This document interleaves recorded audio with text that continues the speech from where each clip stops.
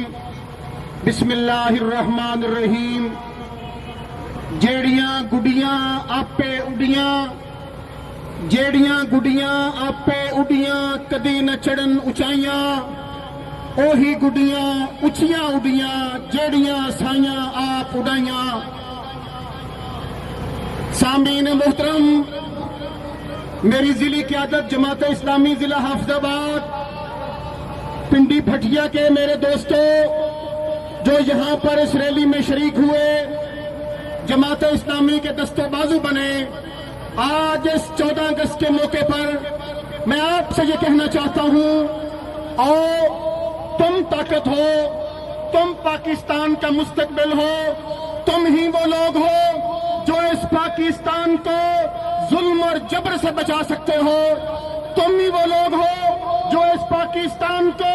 ناانصافی سے بچا سکتے ہو، تم ہی وہ لوگ ہو جو کسان کے حق کی بات کرتے ہو، تم ہی وہ لوگ ہو جو کسان کی پسماندگی سے نکلنے کی بات کرتے ہو،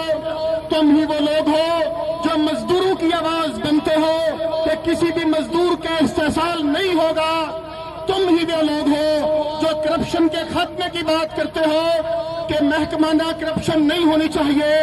سرکار کے ملازم بن کے رہیں، ہم پہ تھانے دار نہ بنے، ہم پہ زیادتی اور ظلم نہ کریں، ان کا کام ہماری خدمت کرنا ہے، نہ کہ ہم پہ نوکر شاہی کرنا ہے۔ میرے نوجوان ساتھیوں، میرے بھائیوں، تم ہی وہ لوگ ہو جو اس پاکستان کا مستقبل ہو، اور تمہارے بغیر پاکستان تاریخ ہے، تم ہی طاقت ہو۔ اور یہ مافیا چاہتا ہے کہ نوجوان یہ ملک چھوڑ دے، یہ مافیا چاہتا ہے نوجوانوں کو یہاں سے نا امید اور مایوس کر دیا جائے، یہ دوسرے ممالک میں چلے جائیں، ہمیں لوٹنے کا یہاں پہ موقع ملے۔ میں ان سے یہ کہنا چاہتا ہوں، یہ نوجوان یہ ملک نہیں چھوڑے گا، یہ نوجوان اس ملک میں رہے گا، اور انشاءاللہ مافیاز کو ملک چھوڑنا پڑے گا، کرپشن والوں کو، کرپٹ مافیا کو یہ ملک چھوڑنا پڑے گا۔ یہ ملک ہمارا ہے،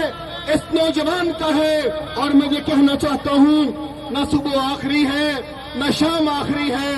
نہ صبح آخری ہے نہ شام آخری ہے، جہاں ہو ظلم کی کثرت وہ نظام آخری ہے۔ اور آخر پہ میں آنے والے مدثر ڈار صاحب، جوید رنجا صاحب، ناصر بھٹی صاحب، ضلعی قیادت جناب امیر ضلع حافظ آباد الہی بخش گل صاحب، اور اس کے ساتھ عدیل حسن تارڑ صاحب، اور جناب میکر صاحب، نثار خان صاحب، مار منصب صاحب، وکاس گرایا صاحب، اور جتنے بھی جن کے کلیم اللہ صاحب، اور بابر ہنجرا صاحب، اور شاہد ہنجرا صاحب، جتنے بھی دوست یہاں پہ تشریف لائے، جنہوں نے عزت بخشی، جنہوں نے اس ریلی کو رونق بخشی، جن کا میں نام لے سکا اور جن کا نہیں لے سکا۔ عمر فاروق صاحب جو ہمیشہ کہتے ہیں مجھے فاروق کہتے ہو، یہ عمر فاروق ہے مصطفیٰ آباد سے، وہ بھی جھنڈا لے کے دھوپ میں کھڑا ہے، یہ اس بات کی علامت ہے کہ مصطفیٰ آباد جاگ چکا ہے،